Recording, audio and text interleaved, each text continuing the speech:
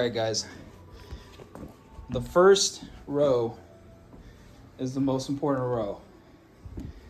And when you're locking in your second row, use a piece like this. You don't need fancy tools and other stuff. Take a piece that you've already cut, right? Stand on this side and tap it in, right? I'm doing this with two hands here. I don't have a camera stand. You're holding that block, right? You tap it in with your foot there. That way it's not sliding around and you get it to lock in better. You only really need to do that on your second row because this one's going to be moving around. But make sure you guys have a flat, good clean surface. Hammer all your nails flat. And that way, and go with a good quality click lock board, guys. Get something that's thick and durable.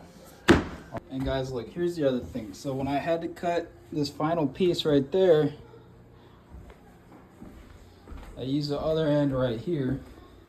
See? So I'm starting after that piece, I cut it. I'm starting with the end that I cut. It's going right there. So my pattern is staggered.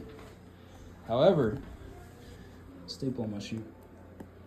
However, when I got to the end, I used the whole board, which is convenient, but I've got a gap that's a little bigger than I'd like.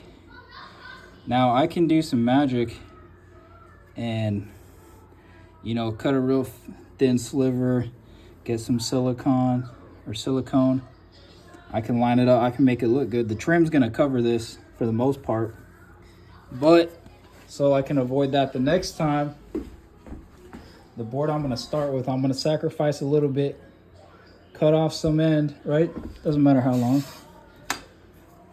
I'm gonna cut off a little extra, so by the time I get to my end piece, I'll have a little bit more to work with. You guys will see.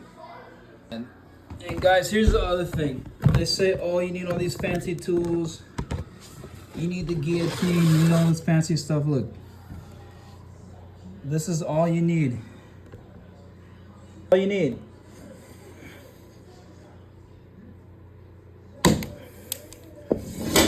And I'll dig it out right here a little bit. Boom. That's it, right? By the time you go to snap it, right? I'll do this in one hand so you guys can see. I'll even put it between my legs. One hand, look, right? Snap. Just like that.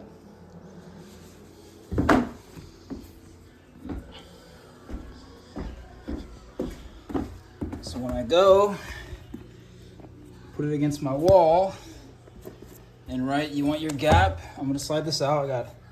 I'll leave about a 1/8 inch gap along the wall. So when I go to lock this piece in, see, it's nice and straight. Check that out. Nice and straight. Don't worry about these gaps, right? I already ripped the trim out. The new trim is gonna go over that. It's gonna cover that.